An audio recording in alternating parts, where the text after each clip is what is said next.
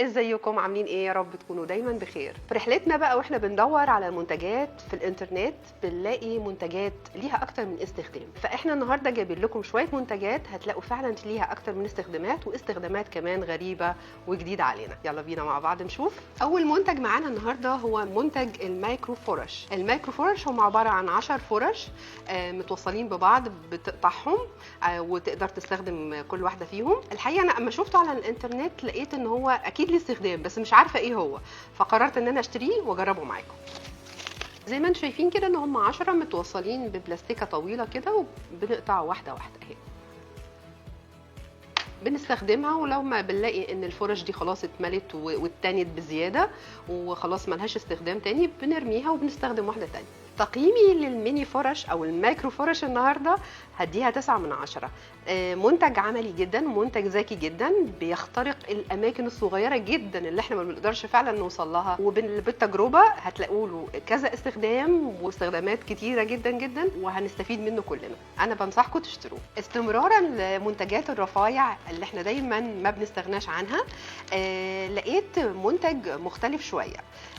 بنشوفه دايما في قالب ان هو يبقى بونيه للشعر، علشان كمان لو انت حاطه صبغه، حنه، حمام كريم، الحاجات دي كلها. لكن انا استغربته جدا لما لقيته بيستريتش اطباق الطعام اللي هي ممكن تبقى اللحوم، الخضار، اي حاجه احنا عايزين نتبلها او نغطيها بنسترتشها بالامر ده. اللي لفت نظري في المنتج ان سعره مناسب جدا، وكمان في حوالي 100 قطعه، يعني اذا هنستخدمه في حاجات كتيره جدا. هو منتج فعلا متعدد الاستخدامات، وهو كمان في نفس الوقت منتج استهلاكي. تمام، هنشوف واحده كده ونجربها نشوف.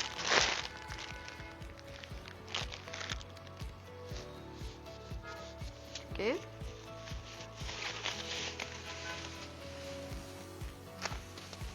جميل قوي، خفيف، الاستك بتاعه محكم على فكره، وخفيف جدا جدا جدا.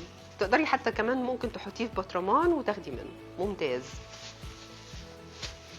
الجميل ده هديله 10 من 10، ان هو سعره رخيص، كمان ان هو عدده 100 واحده تقريبا، متعدد الاستخدامات، تقدري تستخدميه في حاجات كتيره جدا جدا. فانا بنصحك فعلا تشتريه لانك انت هتلاقي له اكتر من استخدام. ثالث منتج معانا النهارده هو البوكس الذكي. البوكس الذكي ليه سموه ذكي بقى؟ هنعرف ليه ان هو ذكي. في فراغات كتيره جدا او تقسيمات جوه العلبه، عميق، الماتيريال بتاعته حلوه، القفله بتاعته محكمه، سهل الفتح وسهل القفل كمان. الجزء اللي هو في الغطاء بيبقى فيه حسب التقسيمه اللي موجوده بارز شويه، بحيث ان انا لو قفلته وحاطه فيه بقى ادوات خياطه، خرز، زراير، ابر، كمان مسامير، كل حاجه مش هتلاقيها وقعت، بالعكس هتلاقيها ممتازه. فانت عندك فعلا ده منتج متعدد الاستخدام، لانك انت كمان تقدري تحطي فيه توابل متعدده. لو عايزه تاخديه كده كله على بعضه، هو عباره عن مطبخ صغير متنقل، تقدري تستخدمي التوابل بتاعتك على قدك في الاجازه او في رحله او في مصيف او في غيره. تقييمي للبوكس الذكي رغم ان هو ذكي بس انا هديله 9 من 10.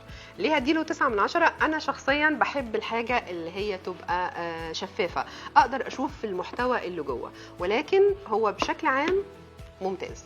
رابع منتج واخر منتج معانا النهارده هو منتج الحمايه، منتج جديد وغريب، يعني انا بصراحه شايفاه منتج عملي جدا. ازمتنا دايما مع المكوى، بعد ما بنخلص مكوى بنحطها يا اما تبرد على الترابيزه، ممكن تتعرض ان هي تقع تلسع حد، وخاصه لو وجود اطفال.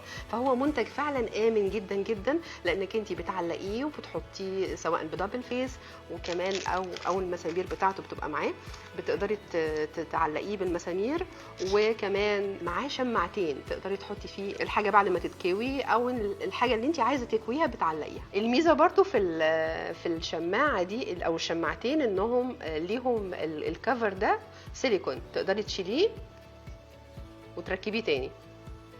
الفكره كمان ان هو مش هيعلم في الهدوم، مش هيجرح في الهدوم، ولطيف جدا، بيحمي لك اولا الحديده، وبيحمي كمان الملابس، وممتاز وبيدي شكل حلو قوي. فانا بديله برده 9 من 10. كنت اتمنى ان الجزء ده يبقى سيليكون علشان يحمي المكوى، خاصه لو هي سيراميك او تيفال علشان ما تتخدش، لكن هو بشكل عام منتج لطيف وجميل ومفيد جدا وآمن.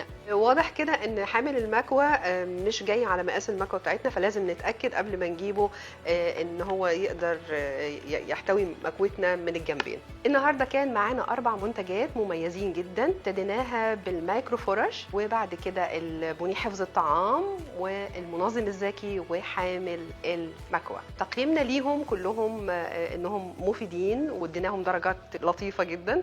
حابه اعرف من حضراتكم تقييمكم انتم للمنتجات دي، تدوها كام من 10؟ وكمان حابه اعرف من حضراتكم ايه المنتجات تاني اللي انتم حابين ان احنا نجربها ونقلبها ونشوفها بعيونكم.